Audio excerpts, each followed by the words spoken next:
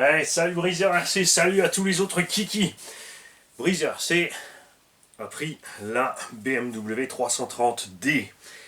Donc je rappelle que cette carrosserie est le moule primaire de cette carreau. Les plus récentes sont bien plus détaillées, mieux faites. C'était juste globalement pour voir si ça fonctionne et s'il y avait de la demande sur ce genre de choses. Tout simplement. Donc c'est pas la peine. Les premiers moules, on va pas mettre trop de détails et mettre trop d'efforts dedans si derrière ça fonctionne pas ou s'il faut réajuster au niveau de l'anthrax ou quoi que ce soit derrière. Voilà. L'aileron, ça vient d'une GT8, toute simple. Après, les Obao GTB vont bien aussi hein, avec les supports dessus. J'aime bien pour ceux qui veulent séparer l'aileron. Moi, je voulais garder une ligne un peu différente, un peu plus plate. J'ai hésité à appeler Honda Civic. À bord, nous avons donc un moteur SSS 1000 kV 58-84, 6 pôles ventilé qui prend 12 S.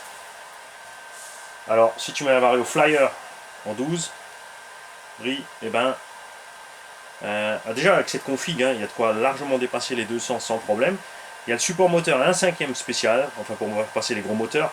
Donc là, on est quand même, on a un diff au centre avec une couronne de 50, c'est un diff de TT.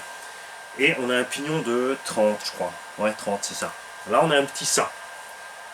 Si tu passes, tu peux mettre pignon jusqu'à 49 là-dedans. Pour faire de la VMAX. Alors, un qui traîne, 35. Voilà. Tu peux monter ça sans sourcier. Tu vois, ça passe. Et encore même plus gros, parce que là, on est encore loin. On est à peine au milieu du support avec ce pignon. Et tu peux évidemment diminuer la couronne de diff ou virer le diff, mettre une spool pour faire des speedruns. Tout simplement. Au centre, il y a un diff EXB. Donc pour que vous ayez aussi une petite idée de budget, châssis à poil 400-450 euros. La carreau, bah, ça c'est un moule test, mais sinon c'est 100 balles en gros la carreau. Donc tu es déjà à 550 euros en gros. Il te faut un moteur qui prend le nombre de S que tu veux. Celui-ci, il y en a eu pour 150 ou 160 euros. Le support 70 euros, le diff EXB 70 euros.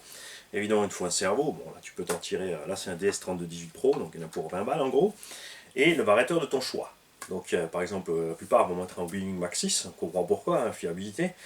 T'es à quand même encore 160 euros de diff. Tu vois, tu fais ton petit calcul avec ce que je t'ai dit. Donc, 450, 70, 70. 160, 130 ou 140, on va dire, allez, 140, ça fait rond le combo, ça fait 300 le combo, ça fait 750, 770, 770, 870 et 850 euros, en gros. T'as pas encore les roues, il te faut la radio évidemment encore.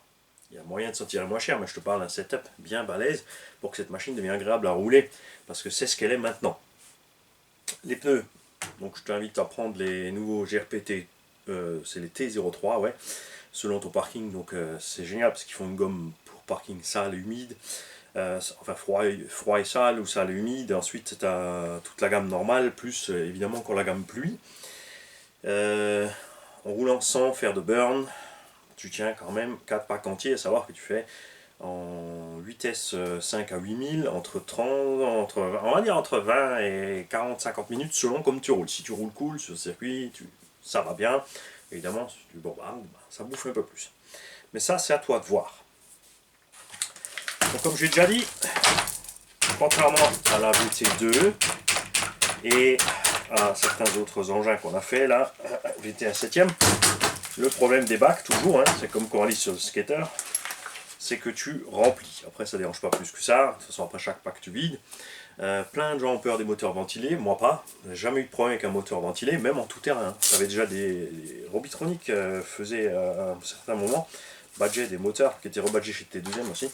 Évidemment, beaucoup plus cher, comme d'hab.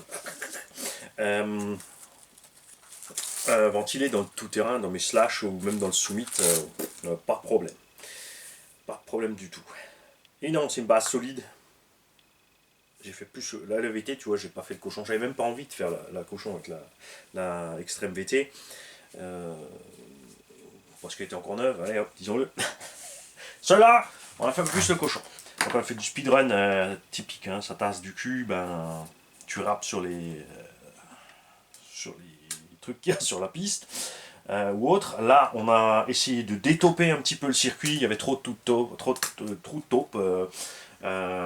Les patrons m'ont dit écoute, si tu pouvais en profiter pour passer virer les taupes de là, ça serait cool. Donc c'est ce qu'on a fait. Après, bah, tu as du jeu partout, hein, c'est normal, ça n'empêche pas d'aller parfaitement tout droit, vous l'avez vu sur le circuit. Les bielles prennent du jeu et tout, ça bronche pas. C'est surtout les vibrations qui sont destructrices comme ça. Moi j'aimais bien que le pignon de 25. On avait un petit 92-93 et vous avez vu, ça faisait une super autonomie sur le parking, vraiment pilotage tranquille. On était bien. Avec le pignon de 30, c'est sûr, la ligne droite, là aussi vous avez les vidéos SAM 68, on s'aligne, on laisse filer tout le monde, et une fois qu'ils sont quasiment tous au bout, moi je mets tout, le diff bloc, et avant qu'ils soient, les mecs, quand je mets la dose, ils sont à 10 mètres du virage, le temps qu'ils arrivent au virage, je suis derrière, déjà. Ça, c'est ce qu'on aime avec le vitesse et plus avec ces machines-là, c'est la brutalité de l'accélération. Moi, c'est pas spécialement la VMAX. Cardan arrière. Alors là, il existe des options parce que ça vibre. Le palier a pas tenu 4 packs. Il est déjà complètement secoué ici. Moi, je l'ai laissé parce que bon, bah, il sert pas à grand chose. C'est ce que j'avais dit lors quand j'avais vu les photos de ces trucs-là avec les paliers, quand les gens ils croyaient que c'était une solution miracle. C'est mécaniquement de la merde. Et la preuve, c'est que 4 packs défoncés. Et on n'a pas fait du 160-200, on a fait du 90-95. Et c'est ce que ces engins font d'origine avec le pauvre petit moteur 74, par contre, qui galère à mort pour emmener la basse. Celui-là, t'es vraiment tranquille. Alors là, sans ventilo, on était resté à, je crois, 40-50 degrés. Après 30-40 minutes de run en condition normale avec le pignon 25. Donc moi, ça me va. C'est ce que je cherche, j'aime bien.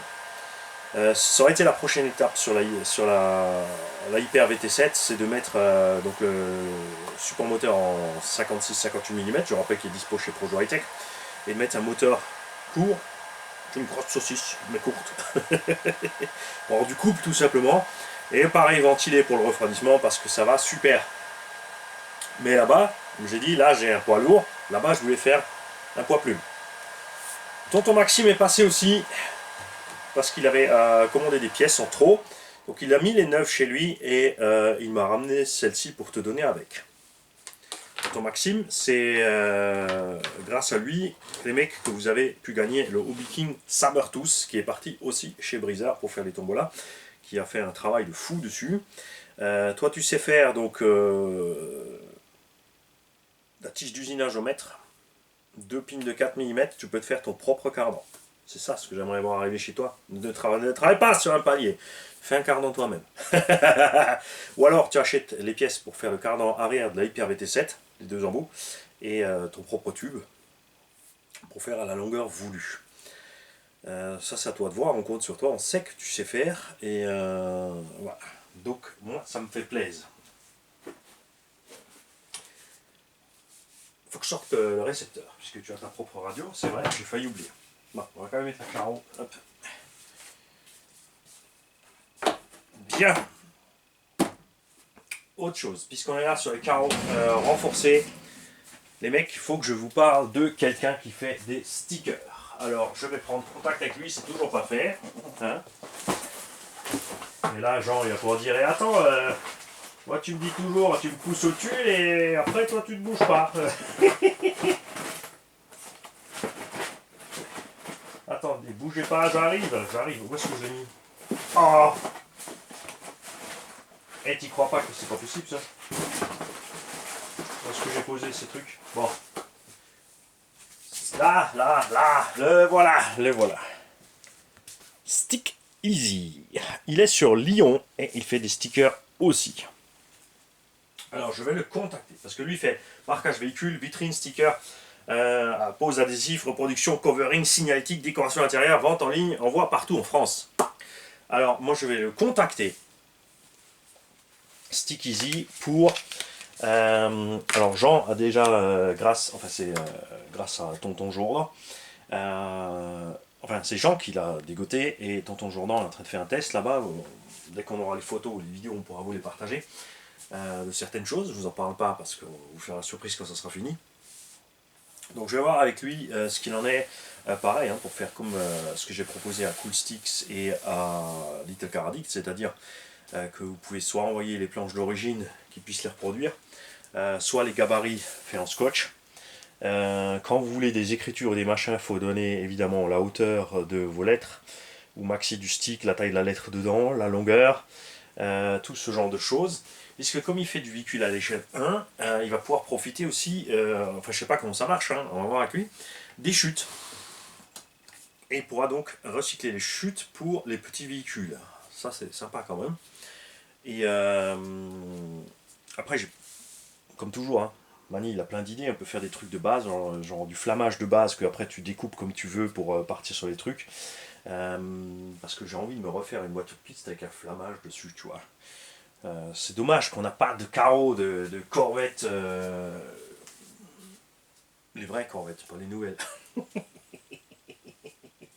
Pas les BM et les Merco transformés. Et non, sérieusement, attention là, les gars, les fans de Chevrolet vont faire des bons, parce qu'évidemment j'ai dit une connerie. Tu vois un flammage qui part de là, de l'aile, tu peux utiliser le reste, en fait, des petits bouts de flamme qui partent sur l'arrière, à partir de là, sur le toit, partout. En goutte d'eau, en goutte de peinture, ou des trucs type, je ne sais pas encore. On va voir tout ça. Je vais le consulter, en tout cas, aller le voir. Stick Easy. Le voir avec toutes vos idées. Moi, je vous tiens au courant. Comme toujours, c'est pas pressé, c'est pour ça que je vous dis allez voir, parce qu'il y en a qui sont plus rapides et qui ont aussi plein d'idées, et ça aide tout le monde, donc c'est cool. Briseur, quand tu l'auras, ne t'effraie pas, là tu as 2 jantes blanches, de l'autre côté il y a 2 noirs, parce qu'en fait j'avais un set de S3 ou S4 composé de 2 et 2. Donc j'ai fait un côté, comme ça je sais dans quel sens je suis sur le circuit. Non, c'est pas vrai, c'est juste pour utiliser les roues qui restaient en fait de la même dureté. Beaucoup roulent avec des pneus plus ou moins durs devant derrière séparés. Moi j'aime bien avoir les 4 mêmes partout.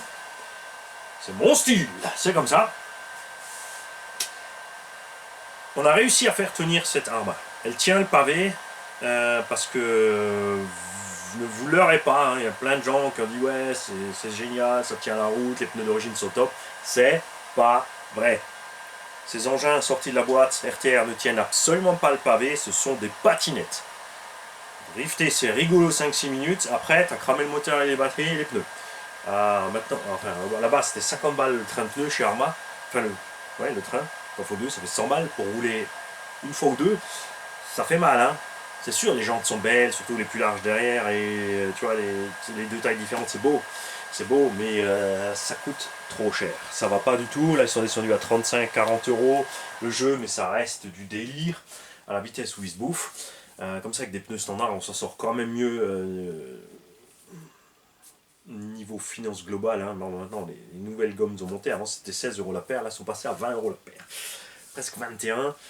Ça pique quand même déjà plus. Donc, faut que ça tienne plus longtemps. Ça, c'est clair. Mais voilà. Très important. Tu peux évidemment la rouler en 6. Mais tu vas pas en profiter. Monte pas un autre moteur plus petit dedans pour avec plus de carré pour rouler en 6. Franchement, Brie roule cette caisse en 8.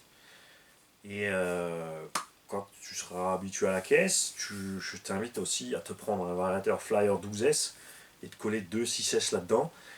Et là, tu vas comprendre ce qu'on adore avec ces voltages de ma boule. Salut à tous!